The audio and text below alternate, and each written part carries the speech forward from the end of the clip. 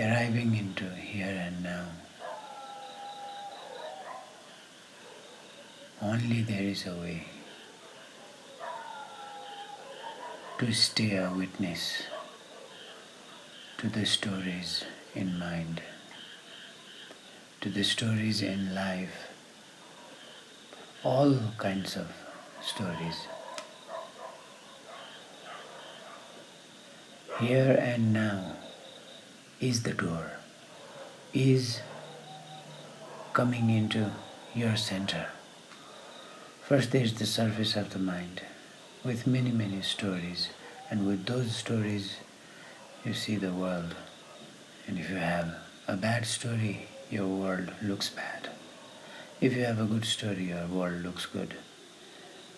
A little below the surface, you realize that there is also a world which is good, and there is also a world which is bad.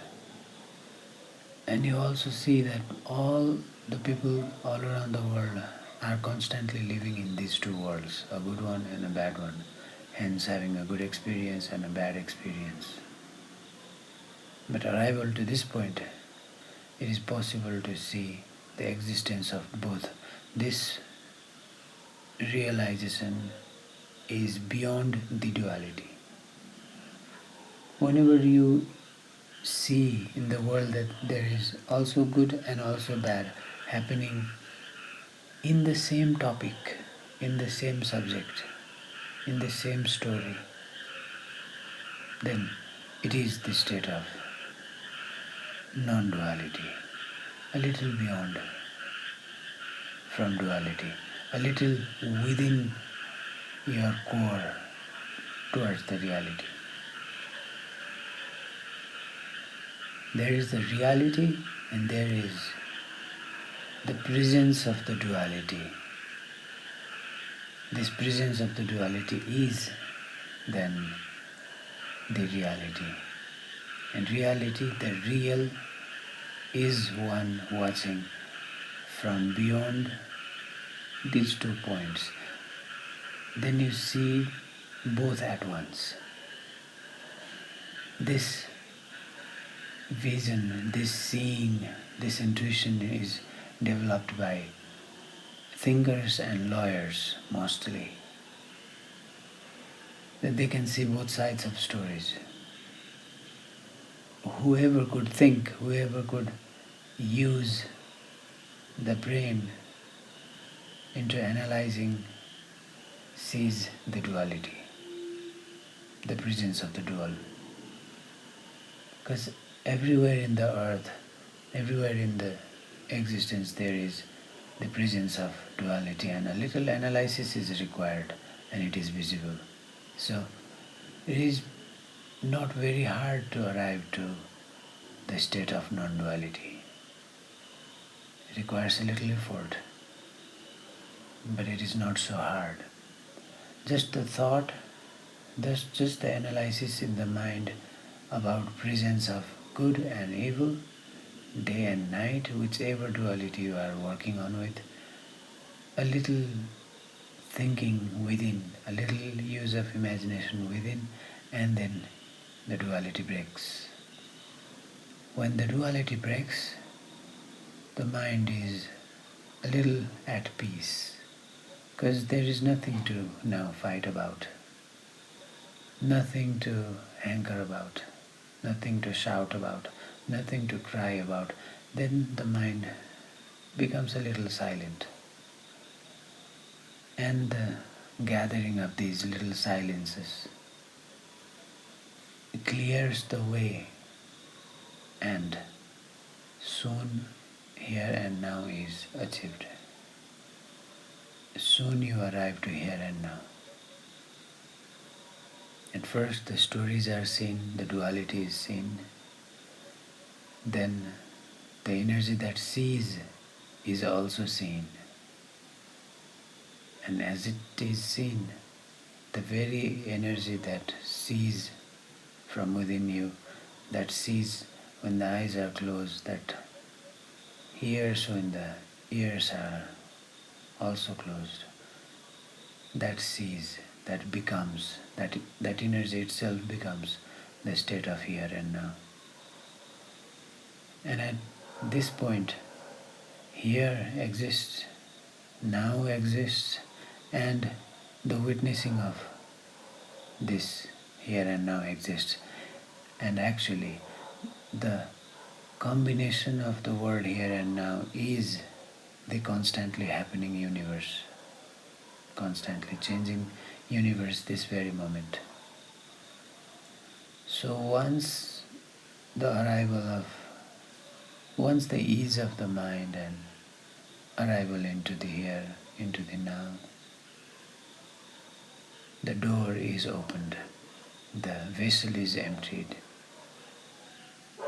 and it requires a while to be filled up with the energy of the consciousness of this universe, this existence. Emptying the vessel and clearing with the mind. The mind will not stop. The existence of something that runs 24/7 within you is mind. That is there. It is then seen that it is there. It does not bother then. It simply is present. If the stories come, the stories come. And once you do not interfere on the stories of the mind, it will simply calm down. Which is why the mind is often considered as a pond. If you stop throwing stones, the pond will eventually calm down. Then the eternal awaiting, then the eternal patience, because coming here and now is already a big thing, a big change. Most of us die without arriving to here and now ever, without experiencing the here and now ever.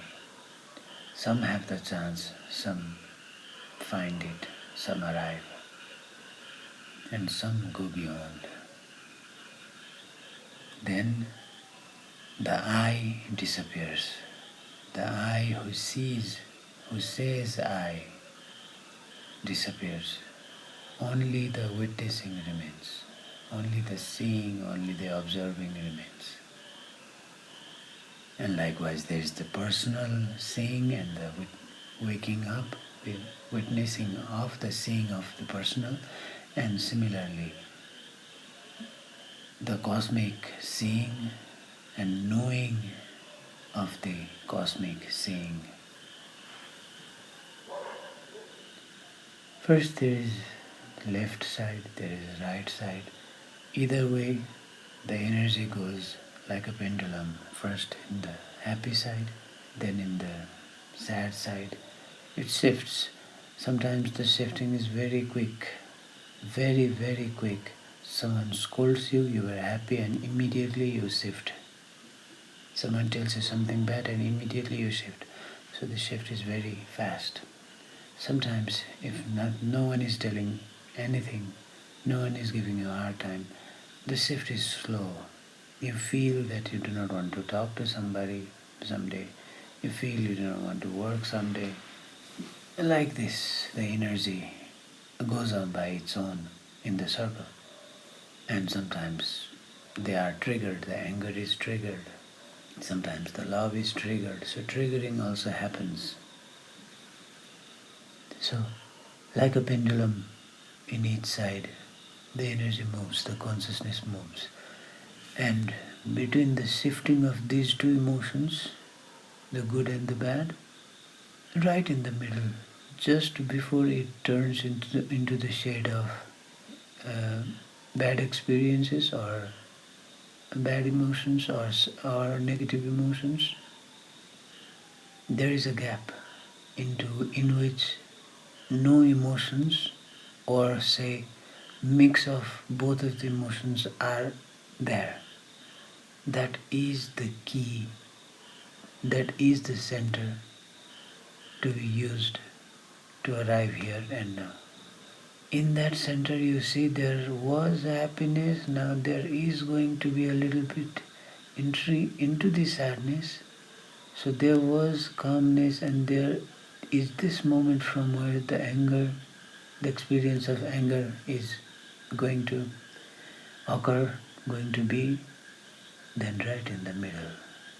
This state is called Ananda, neither sad nor happy, simply Ananda, simply bliss.